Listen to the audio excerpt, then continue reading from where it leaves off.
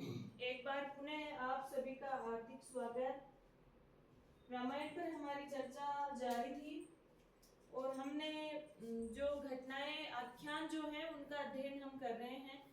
हमने बालकांड और अयोध्या कांड का अध्ययन किया है, जिसमें हमने देखा था बालकांड की शुरुआत तो होती है, किसी भी कांड की शुरुआत और अंतिम चीज आपको याद रहनी चाहिए। फिर बीच की जो घटनाएं हैं उनको अगर आपने एक बार भी पढ़ा है तो क्रम संयोजन कर लेंगे।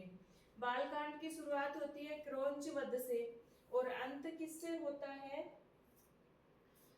बालकांड की शुरुआत क्रौंच वध से हो जाती है और बालकांड में अंतिम जो घटना होती है वो दशरथ के द्वारा अपने पुत्रों और कुल वधुओं को लेकर अयोध्या में प्रवेश, ये बालकांड की अंतिम घटना है।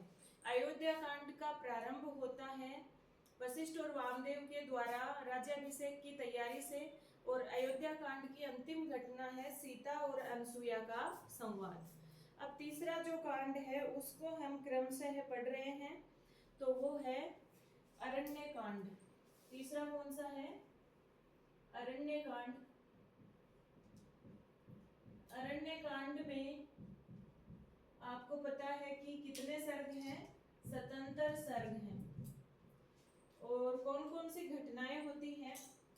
अरण्य कांड का प्रारंभ जिस घटना से होता है वो है विराध का वध, यानी जो पहला जो आख्यान है वो सामान्यतः जैसे वो वन में तो आ ही गए हैं ना, पंचवटी वहां से चित्रकूट से छोड़ करके वन की ओर प्रस्थान कर लिए हैं और रास्ते में एक विराध नामक राक्षस मिलता है और उसको राम के द्वारा, राम लक्ष्मण के द्वारा मोक्ष प्राप्त कराया जाता है।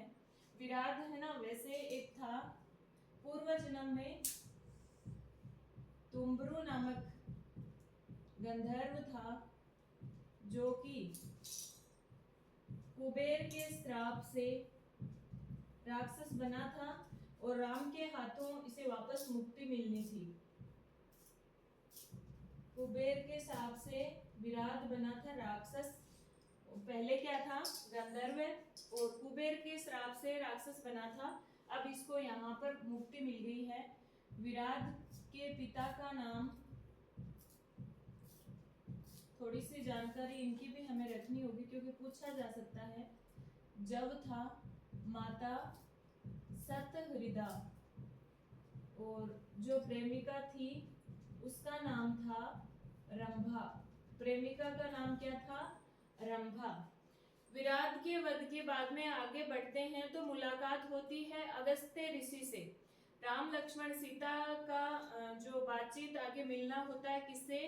अगस्त्य ऋषि से। और अगस्त्य ऋषि उनको पंचवटी में रहने का प्रस्ताव रखते हैं कि तुम अब जाकर पंचवटी में रहो। याद रखना कि जाबाली मुनि की घटना किसमें है? अयोध्या कांड में है और अगस्त्य ऋषि की घटना किसमें है? अरण्य कांड में। जब जाबाली मुनि अयोध्या कांड में ही आ गए थे, जबकि अगस्त्य मुनि किसमें आए थे? अपने इसमें अरण्य कांड में आए थे। इस तरह से घटनाओं को जोड़कर आप याद रख सकते हो। तो अगली जो घटना है, अगस्त्य ऋषि से मिलन और अगस्त्य के द्वारा उन सबको पंचवटी में निवास की सलाह प्रदान की जाती है कि अब तुम्हें कहाँ रहना है? पंचवटी में जाकर के तुम आराम से रह सकते हो। तो अब राम सीता लक्ष्मण किधर प्रस्थान करते हैं? पंचवटी की ओर प्रस्थान करते हैं और लक्ष्मण के द्वारा हेमंत ऋतु का वर्णन, उस समय किस ऋतु का वर्णन किया जाता है? हेमंत ऋतु का वर्णन। देखो आगे वर्षा ऋतु का वर्णन आएगा जो राम के द्वारा किया जाएगा और किस कांड में? अपने किष्किंधा कांड में। इधर हेमंत ऋतु का वर्णन किस कांड में है? अरण्य कांड में है। तो लक्ष्मण के द्वारा हेमंत ऋतु का वर्णन। फिर पंचवटी के रास्ते में जटायु से मिलन होता है, जटायु से मुलाकात होती है, तभी तो उनको पहचान पाएगा ना आगे जब सीता को रावण हरण करके ले जाएगा तो सारी घटनाएं आपस में जोड़नी है। जटायु को पहले से जान रहे हैं, मुलाकात हो रही है, इसलिए जटायु का भी थोड़ा सा परिचय। जटायु के पिता कौन थे? अरुण थे, माता सेनी, और जटायु के भाई का नाम क्या था? संपाति था। इस तरह से जटायु से बातचीत होती है। आगे बढ़ते हैं, पंचवटी में रहने लगते हैं। पंचवटी में रहते हुए क्या होता है? शूर्पणखा आख्यान, शूर्पणखा वाली घटना, शूर्पणखा का आगमन पंचवटी में, विवाह का प्रस्ताव और लक्ष्मण द्वारा नाक कान काटा जाना, वो सारी बातें हैं। फिर चीखते चिल्लाते हुए शूर्पणखा रावण के पास पहुंचती है और बताती है कि उन सब के बारे में कि इतनी सुंदर स्त्री को तो आपके पास ही, आपके राजमहल में होना चाहिए था। तो रावण फिर खरदूषण को भेजते हैं। खरदूषण आते हैं यहाँ पर पंचवटी में राम के साथ युद्ध करने। खरदूषण का और उनके जो 14,000 सैनिक है, राक्षस हैं, उन सब का वध हो जाता है। और त्रिशिरा सेनापति है किसका? खरदूषण का सेनापति त्रिशिरा, उसका भी वध हो जाता है यहाँ पर। ठीक है। खरदूषण का जब वध हो जाता है, समाचार रावण के पास पहुंचता है, तो रावण अपने मामा मारीच से सलाह मशवरा करते हैं और कहते हैं कि अब आपको ही कुछ करना होगा। तो रावण के मामा मारीच जो हैं, उन्हें सब पता था श्री राम के बारे में, तो वो उन्हें समझाने की कोशिश करते हैं और वो कहते हैं कि सब लोग तुम्हें भड़का रहे हैं और मतलब निरंतर लगातार प्रिय बोलने वाले लोग तो मिल जाएंगे, लेकिन सच्चाई बताने वाला कोई तुम्हें नहीं मिलेगा। और ये श्लोक है ना, रामायण में 2 बार है। एक तो अरण्य कांड में मारीच के द्वारा बोला गया, और अपना आगे जो युद्ध कांड है उसमें विभीषण के द्वारा बोला जाएगा। तो ये श्लोक परीक्षा में भी पूछा जा सकता है, जाता है, कई बार आया हुआ भी है कि इस श्लोक के वक्ता कौन है। तो ऑप्शन में मारीच होता है तो हमें मारीच करना होता है, और विभीषण हो तो विभीषण करना होता है, और दोनों तो साथ में आएंगे ही नहीं। तो इस श्लोक का ये श्लोक किससे संबंधित है? यहाँ पर तो मारीच से संबंधित है, आगे युद्ध कांड में विभीषण से संबंधित है। कौन सा श्लोक है? देखो,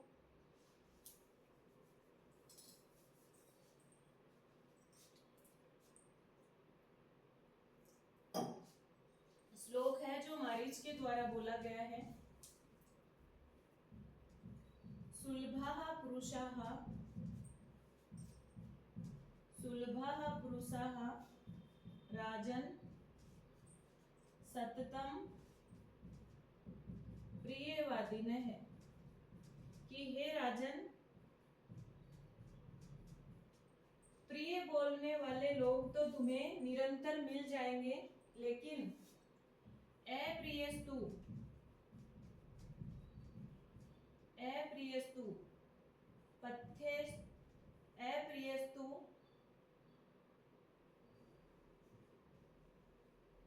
पथ्यस्य वक्ता श्रोता च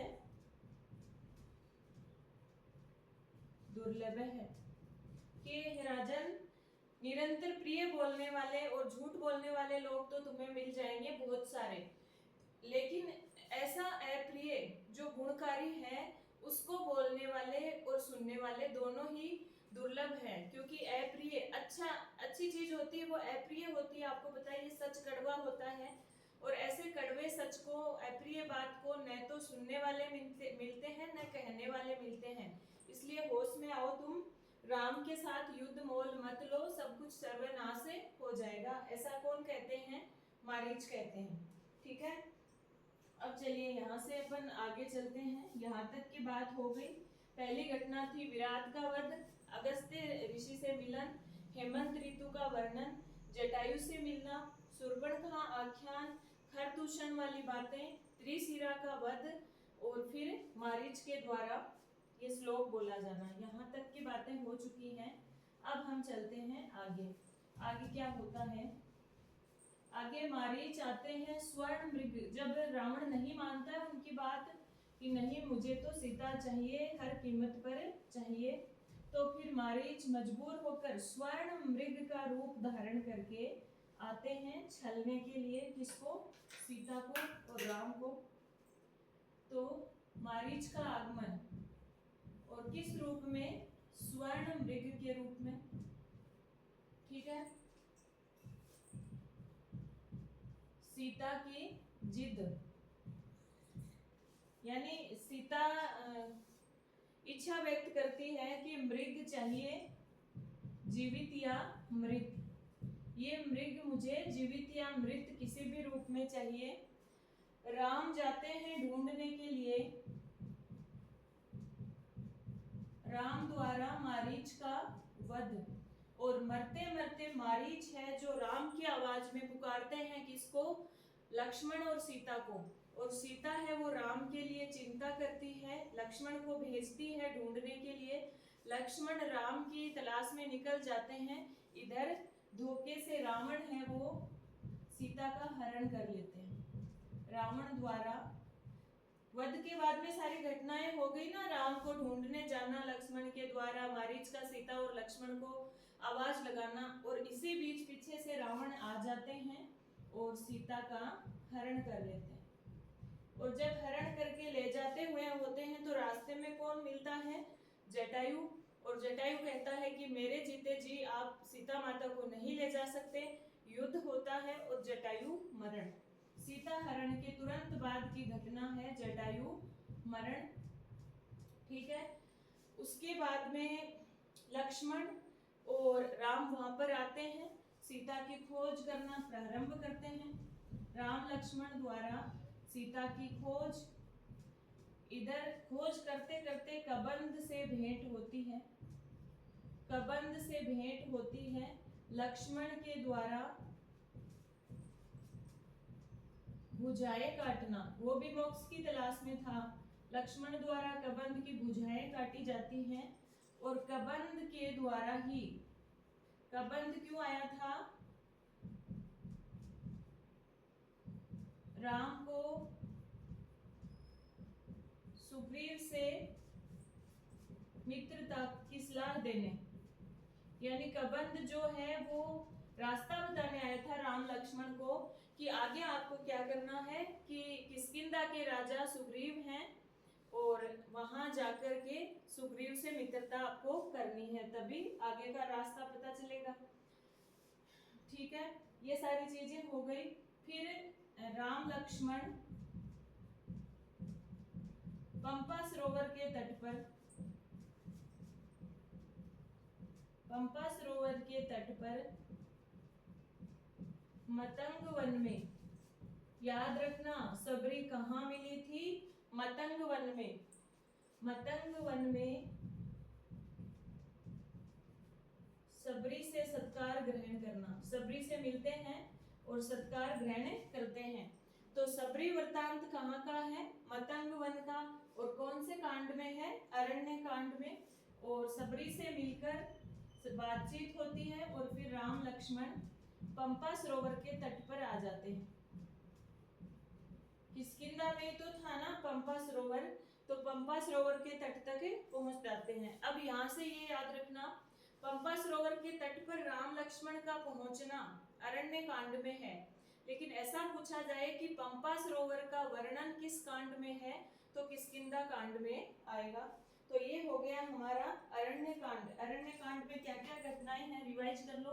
सबसे पहले विराट का वध होता है।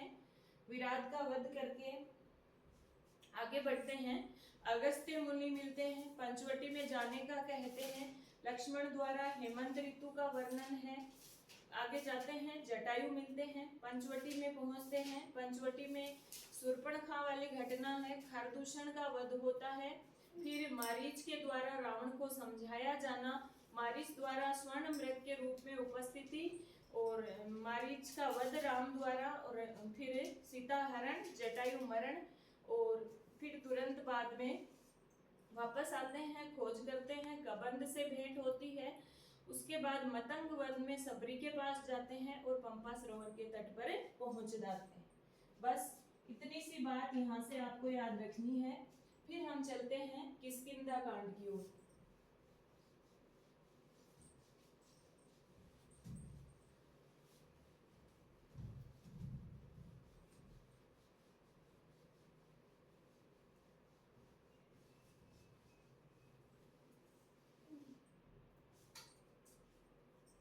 अगला जो किष्किंधा कांड है, जो रामायण का सबसे छोटा कांड है और जिसमें कितने सर्ग हैं, 67 सर्ग हैं, ये हमारा किष्किंधा कांड है।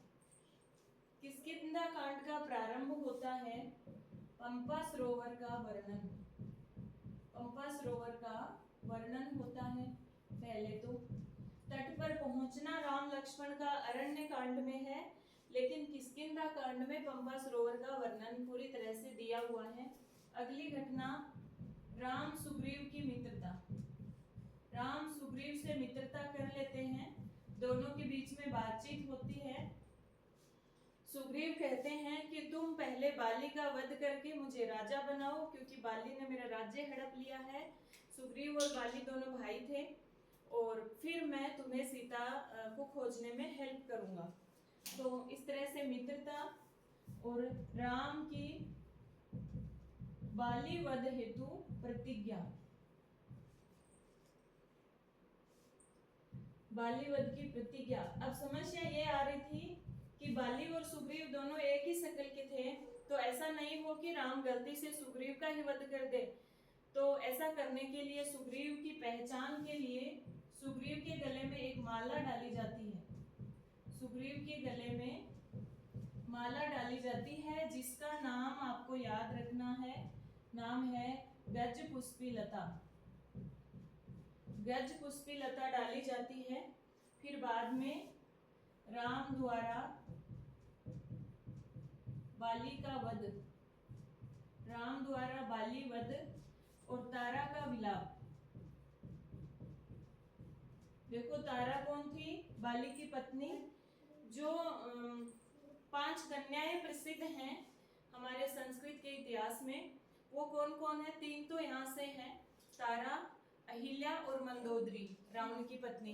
इसके अलावा कुंती और द्रौपदी 2 महाभारत के पात्र हैं। तो 5 कन्याओं के नाम आपको पूछे जाए तो आप क्या करोगे? मंदोदरी, तारा और अहिल्या, और इसके अलावा द्रौपदी और कुंती। ठीक है। सुग्रीव की पत्नी का क्या नाम था? रूमा था, जो कि है ना, मतलब जिसके मामा सुषेण वैद्य होते हैं, जो आगे युद्ध कांड में उनकी घटनाएं, उन इलाज वगैरह करते हैं ना, लक्ष्मण के बाण वगैरह लगता है तब। तो ये तारा कौन थी? बाली की पत्नी। और सुग्रीव की पत्नी रूमा, और बाली का पुत्र है अंगद। आगे सेना में उसका भी नाम आएगा। तो तारा का विलाप। अब जब बाली का वध हो गया तो जो सुग्रीव है वो तो राजा बन गया। अब उसे किस बात की चिंता? लेकिन राम को तो सीता को खोजना है। तो ये बात होती है कि अभी वर्षा ऋतु का मौसम है, सब नदी नाले उफान पर हैं, तो ऐसे में सीता को खोजने के लिए जाना वानर सेना के लिए ठीक नहीं होगा। तो 4 महीने राम यहीं विश्राम करे और उसके बाद में सीता को खोजने का कार्य शुरू होगा। तो 4 मास तक, कितने? 4 मास राम किस पर्वत पर विश्राम करते हैं?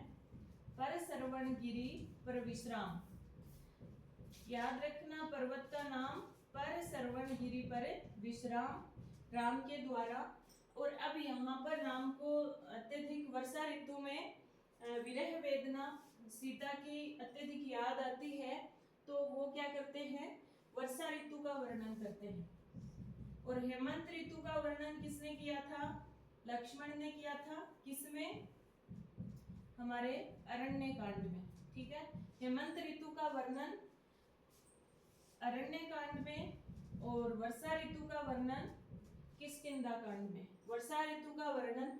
अब ये सारी चीजें होती रहती हैं, और सुग्रीव तो अपने कार्यों में व्यस्त हो गया, सीता खोजने की जो बात थी उसको भूल ही गया। और लक्ष्मण क्या था? राम तो शांत प्रकृति के थे, चुपचाप बैठे थे, लेकिन लक्ष्मण को राम की ये दशा देखी नहीं गई, और वो सुग्रीव पर बरस पड़ते हैं, उन्हें खरी खोटी सुनाने लगते हैं। तो लक्ष्मण द्वारा सुग्रीव को खरी खोटी सुनाना। लक्ष्मण द्वारा सुग्रीव को फटकारना। राम है वो समझाते हैं सुग्रीव को, राम समझाते हैं लक्ष्मण को, लेकिन लक्ष्मण नहीं मानते हैं। इसके बाद सुग्रीव को होश आता है और सीता को खोजने का कार्य आरंभ होता है। इसी बीच संपाति की आत्मकथा का वर्णन भी है। संपाति की आत्मकथा का वर्णन किष्किंधा कांड में है, ध्यान रखना। तो संपाति की आत्मकथा, फिर क्या होता है, जो जाम्बुवत होते हैं, जाम्बुवान, वो हनुमान जी को उनके जन्म की घटना सुनाते हैं और उनको बताते हैं कि समुद्र लंघन में तुम समर्थ हो, समुद्र लंघन में समर्थ हो तुम। तो हनुमान जी तैयार हो जाते हैं समुद्र लंघन के लिए। छलांग लगाने के लिए।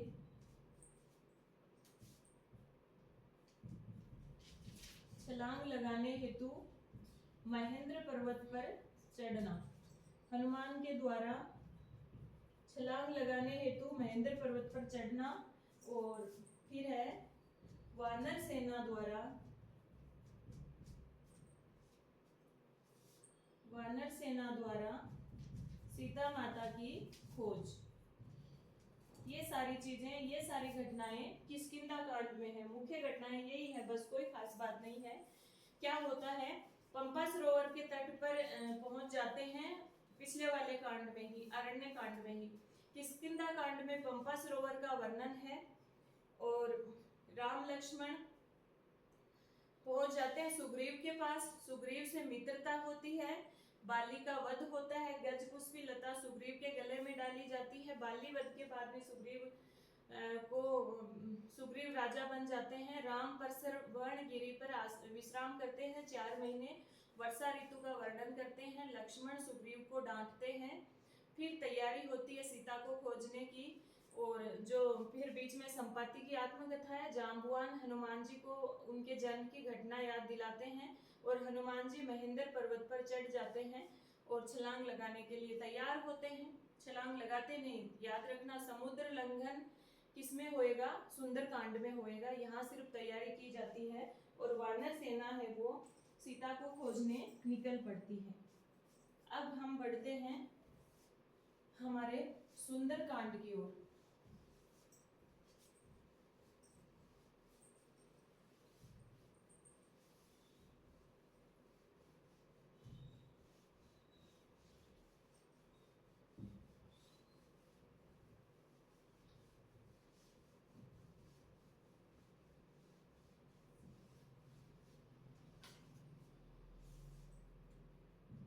सुंदरकांड जो है पूरा का पूरा हनुमान जी से संबंधित है। हनुमान का एक नाम सुंदर भी था, इसीलिए इसका नाम सुंदरकांड पड़ा है।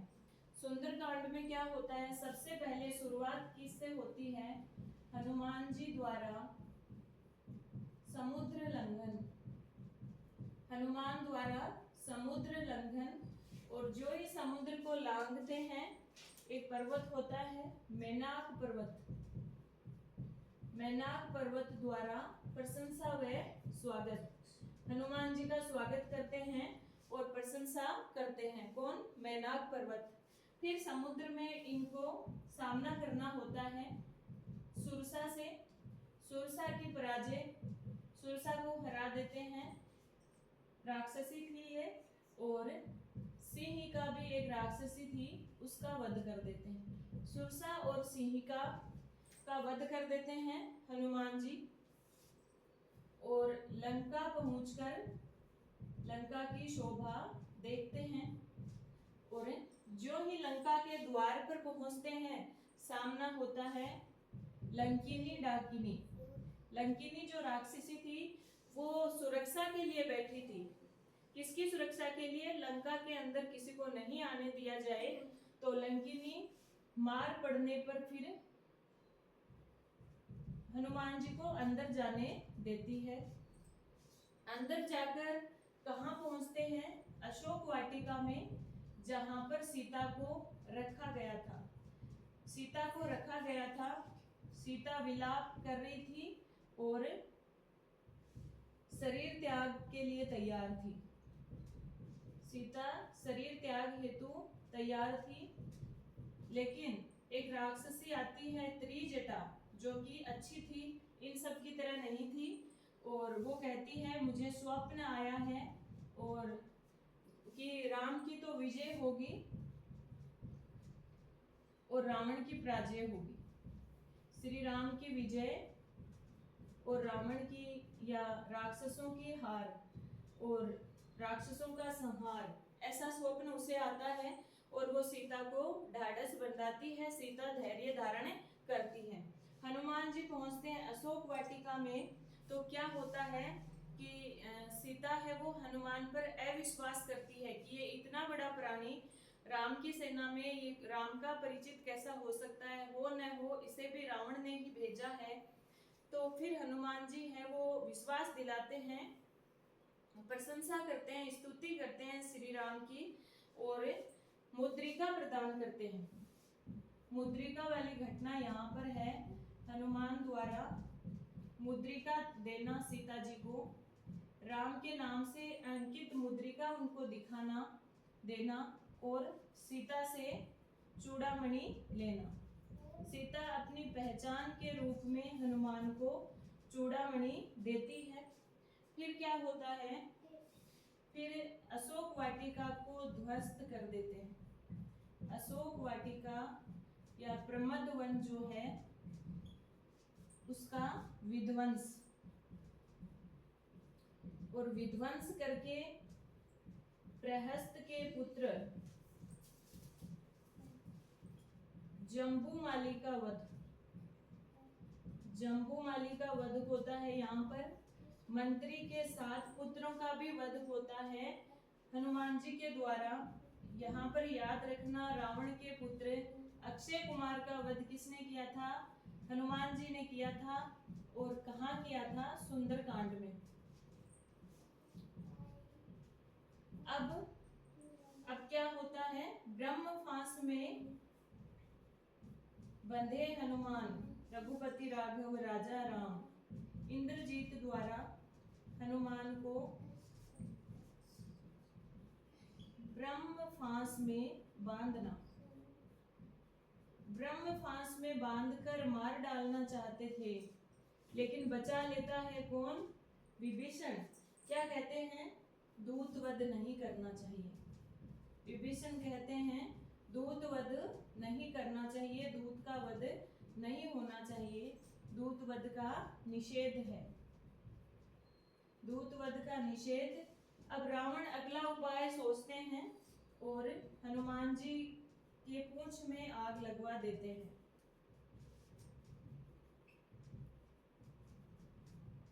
पूंछ में आग लगाया जाना और लंका दहन। पूंछ में आग लगाते क्या हो जाता है? लंका दहन। और हनुमान जी तो सब कुछ जला जलू के वापस आ जाते हैं और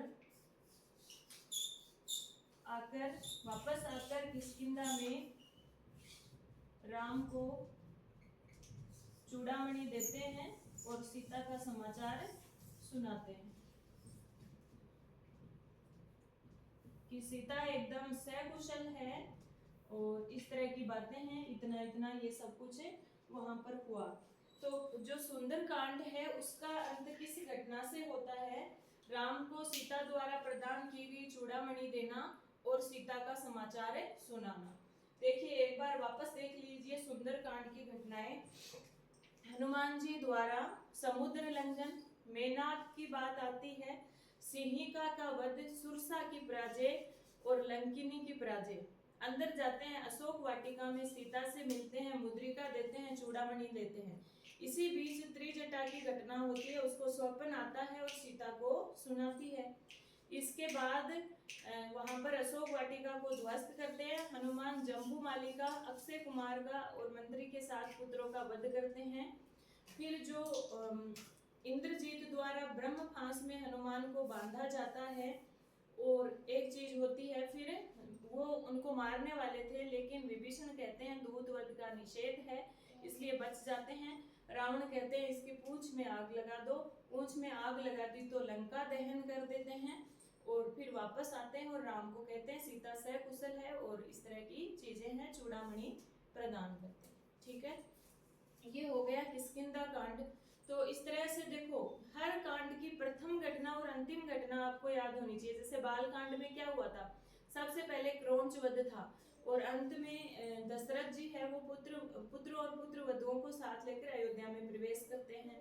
अयोध्या कांड की शुरुआत होती है वशिष्ठ और वामदेव के द्वारा राज्याभिषेक की तैयारी और सीता अनसुया के संवाद से अंत होता है। किसका? अयोध्या कांड का। अरण्य कांड में क्या होता है, विराट के वध से शुरुआत होती है और अरण्य कांड का अंत होता है पंपा सरोवर के तट पर पहुंचना और सबरी वाली घटना भी अंत में ही है।